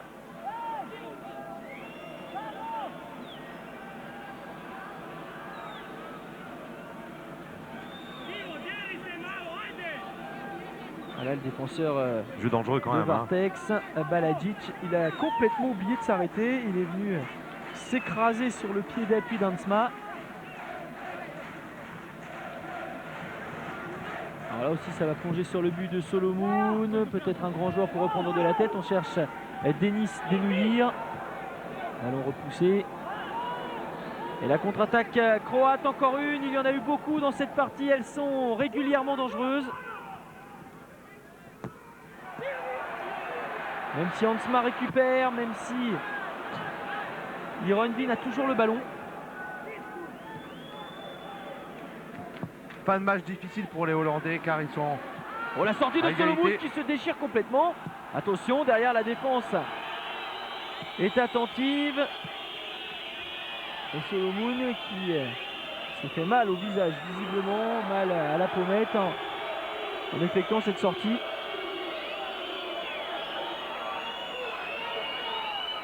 J'ai l'impression que c'est plus une réaction d'orgueil. On revoit. Non, non, il a fait un coup de coude, quand même. Solide gardien. C'est étonnant que M. Koren n'ait pas sifflé sur cette action. Ça va tellement vite que l'arbitre ne voit pas forcément c'est vrai que tout ce dans qui un se passe. premier temps, on a eu l'impression que Solomon s'était complètement trouvé. Et puis finalement, c'est bien l'attaquant de... Oh la faute! Ça va mériter un gros carton. Un gros carton contre le joueur de Vartex. Ah bah oui! Là, je serais à moitié étonné qu'il soit rouge ce carton. Il n'a pas pris un carton déjà. Ouais, il a pris un carton rouge, Zlatko Dalic. Non, il n'y avait pas eu de carton dans cette partie, mais Dalic il ne jouera pas le match retour car il était averti.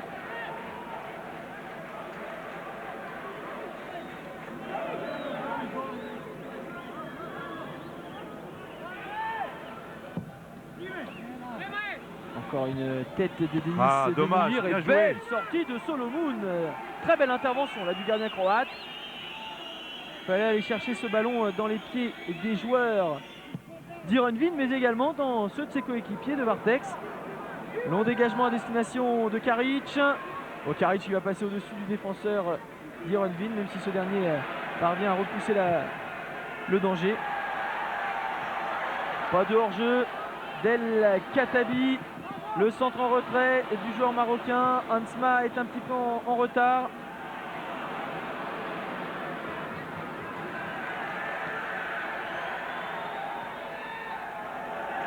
Ah, ça devient foufou. C'est la fin de match. On essaie de toutes les solutions pour essayer de marquer. Côté hollandais, bien entendu. Ils font le forcing pour essayer de revenir à la marque. Enfin, disons, entre guillemets, marquer un but pour cette victoire. Que c'est bien joué, sur le côté droit. Allez, il faut aller au bout maintenant, il faut accélérer. Il faut attendre que les partenaires soient placés. On préfère la frappe. Et bon, Ouh là là, que c'est joué tout seul ça. Elle aurait pu centrer. Ouais, ça c'est pas forcément intelligent parce qu'il y avait Castel dans l'axe, il y avait Karic également.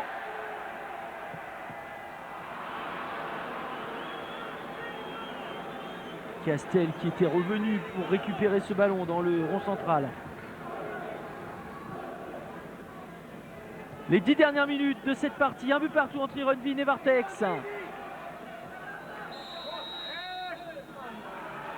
Et on a l'impression que ce deuxième but, il peut continuer à arriver des deux côtés. Il n'y a pas de domination outrageante ni de la part d'Ironville ni de la part de Vartex, comme ça a été le cas pendant toute cette partie. Le ballon est passé d'un camp à l'autre très rapidement. Là, il y a une grosse erreur de la défense avec Denis Denouir qui va frapper. Et Solomon qui s'interpose. En tout cas, il y aura eu une grande partie de la part des deux gardiens. Il a trop attendu l'attaquant. Il aurait dû enchaîner tout de suite et frapper. Denis Denouir qui a déjà ouvert le score en faveur d'Ironville tout à l'heure. C'était à la 57e minute.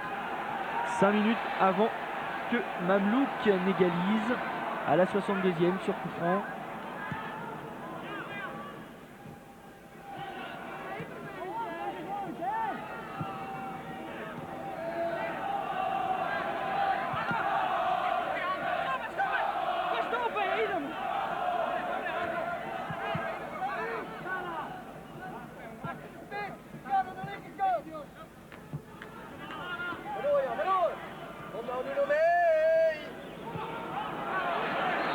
Un beau départ de Karic, mais il est signalé hors jeu, l'attaquant de Vartex.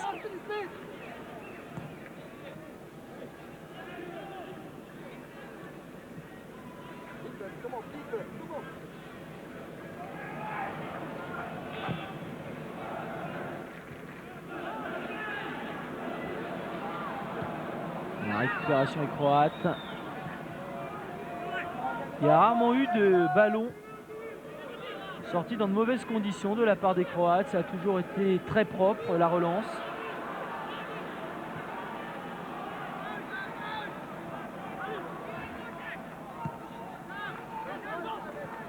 Bezek, Mouzek maintenant. Ouais, là, dommage, Bezek n'a pas suivi. Mouzek aurait sans doute dû rejeter, voilà. Dans cet ordre-là, c'est mieux.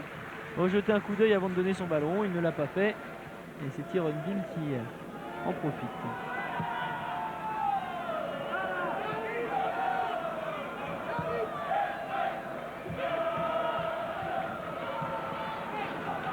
Il y a toujours une jambe croate qui traîne pour récupérer les ballons. C'est vraiment très rare que les balles arrivent dans les pieds néerlandais dans la surface de réparation de Vartex. Ils sont bien recoupés derrière, ils défendent leur but. Un but bien précieux puisqu'il vaut 2 points à l'extérieur. Et je ne verrai pas pourquoi il ne le ferait pas. Allez, Solomon à la sortie et Solomon à la relance. Ah, ils ont fait une grande partie, hein, ces deux gardiens, Solomon et Vonk.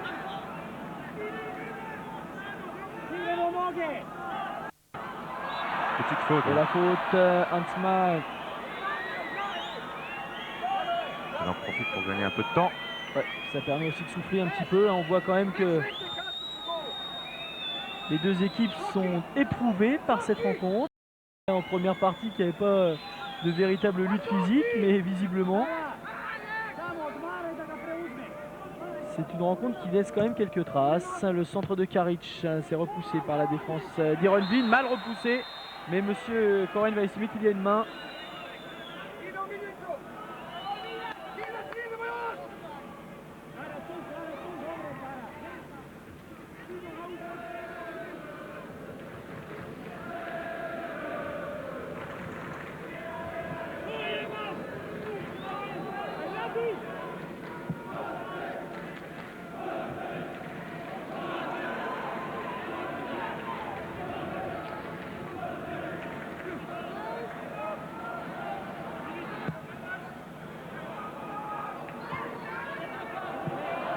Ce sera une sortie de but pour Ironville, alors pour Vartex, autant pour moi.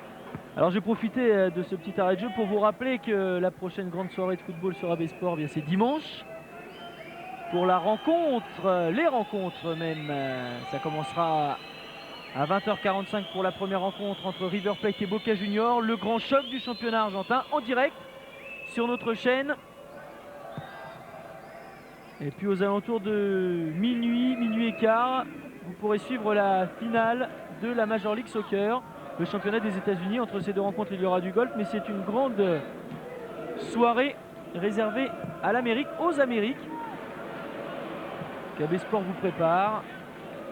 Alors si le coup d'envoi de River Plate Boca Juniors aura lieu à 20h45 heure française, moi je vous donne rendez-vous dès 20h. Avec des invités, avec José bien sûr, vous serez parmi nous. J'espère, merci. Et puis avec Omar Da Fonseca. Tout le monde bien entendu se souvient. Et puis, il y aura également Alexandre Valente qui viendra nous rendre une petite visite. Alexandre Valente qui est le responsable Amérique du Sud de notre confrère de France Football. Alors on parlera un petit peu de cette rencontre. On évoquera bien entendu la grosse rivalité entre River Plate et Boca Juniors, une rivalité qui dure depuis bientôt 100 ans.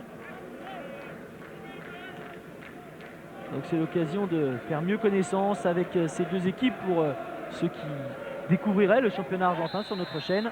Et puis pour les autres, eh bien, vous savez bien entendu que cette rencontre que l'on surnomme le Super Classico, c'est toujours l'occasion d'une très belle rencontre de football et surtout d'une ambiance extraordinaire. Le coup franc pour Ironville. Moins de 4 minutes à jouer dans le temps réglementaire.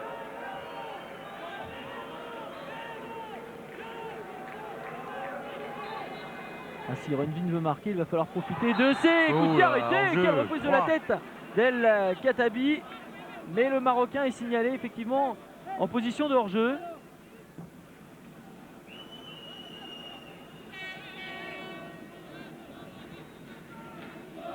C'était très bien joué de la part de la défense croate, mais il faut vraiment être sûr de soi, parce qu'à cette distance du but, et sur un coup de pied arrêté aussi rapproché de la surface de réparation. Il suffit de partir avant le départ du ballon, de faire monter toute la défense. En général, c'est le libéro qui commande. Ce qui n'est pas facile, c'est qu'il y ait un joueur hésite et qui mette tout le monde en position de pouvoir jouer le ballon. Bien joué Karic, il ne pourra pas frapper. Et Manouk lui est resté complètement statique dans la surface de réparation. Il a vu le ballon lui passer devant sans rien pouvoir espérer faire. La belle récupération de Pozavec. C'est directement dans les pieds de Vonk.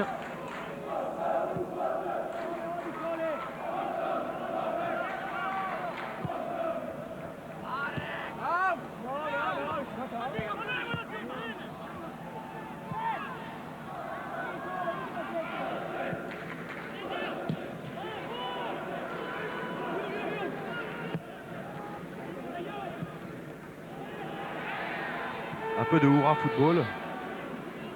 Les joueurs sont épuisés, les Hollandais n'ont plus trop de solutions. Ils essaient de faire au plus vite, ils se précipitent et malheureusement ça donne pas un jeu construit. Ouais, et là on peut imaginer que cette rencontre risque fort de se terminer sur ce score nul. El Khattabi, à moins qu'un joueur comme Denis Denouillir soit oublié dans la surface de réparation. El Khattabi qui, me semble-t-il, réclame une main. Effectivement, la trajectoire du ballon pouvait provoquer une certaine ubiquité. Et Hansma qui frappe, qu'il est bon! Qu'il est beau ce but d'Hansma! Il a frappé déjà comme ça en première période, il avait manqué le cadre. Et moi qui croyais que plus rien ne serait marqué dans cette rencontre, et bien voilà Hansma qui répond magnifiquement avec cette frappe de 25 mètres qui va se loger en pleine lucarne, c'est sous la barre. Ça, voilà, fallait trouver la place de mettre ce ballon. Et bien Hansma l'a trouvé. Nous avions souligné les superbes frappes d'Hansma en première période. Et bien voilà le capitaine de l'équipe d'Heerenveen qui va sans doute donner la victoire à son équipe. Parce qu'il ne reste plus qu'une minute à jouer dans le temps réglementaire. Alors Karic va sortir. En ce qui concerne l'équipe de Vartex, et c'est Paul Matas qui fait son entrée.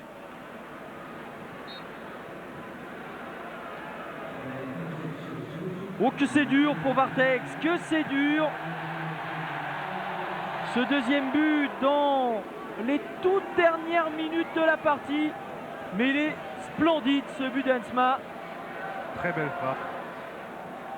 Alors vraiment le capitaine d'Heerenveen a été magnifiquement décalé par ses coéquipiers. Le chemin du but était ouvert. Et cette fois il n'a pas manqué sa cible, Hansma.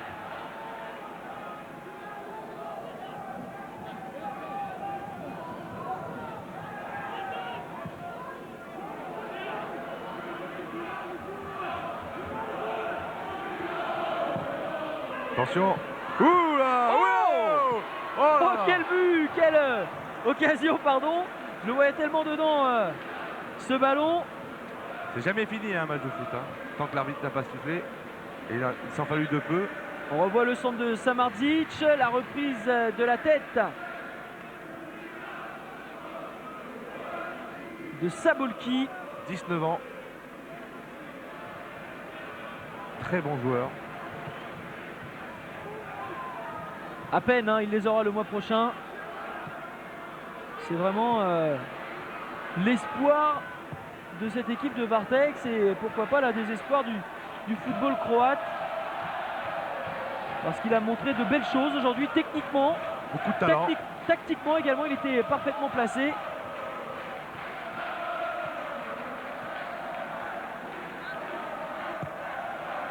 Ah, c'est à moitié étonnant d'avoir vu Hansma marquer. Nous l'avions souligné en première période. La plupart des occasions des Néerlandais étaient arrivées par ce capitaine. Grand gaillard, costaud. Un vrai stopper.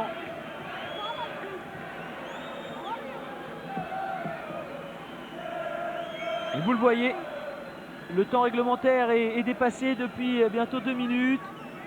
2 minutes, c'est à peine ce qui a été joué en matière d'arrêt de jeu en première période. Et comme il n'y a pas eu beaucoup plus d'arrêt de jeu dans cette seconde mi-temps, eh bien on peut imaginer que M. Koren ne va plus tarder à siffler la fin de la partie.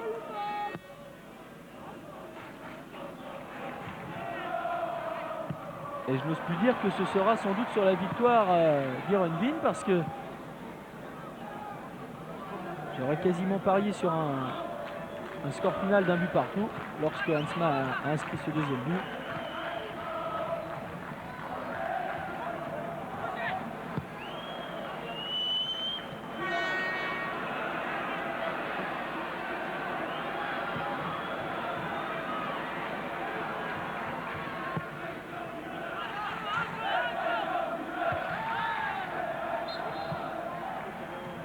Et la position de hors-jeu de Mamlouk.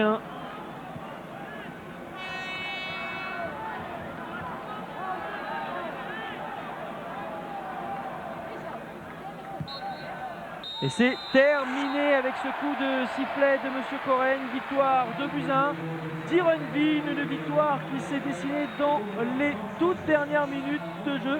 José, on a assisté à une belle seconde période en comparaison à la première. C'est un peu comme je l'avais exprimé tout à l'heure, c'est que c'était pas forcément un grand match, agréable, mais on ne savait jamais ce qui allait se passer en seconde mi-temps selon s'il y avait des buts ou non. On a vu des buts. Et en plus, ça permet ce genre de match de rencontrer de nouvelles équipes et de voir d'autres joueurs. Et c'est ce qui fait que le football est très large dans sa conception. Et bien voilà, nous quittons sur ces images. Merci de nous avoir suivis. Victoire de Buzyn d'Heerenveen. Dans 15 jours, c'est Chelsea que nous retrouvons en match retour de cette Coupe des Coupes. Au revoir.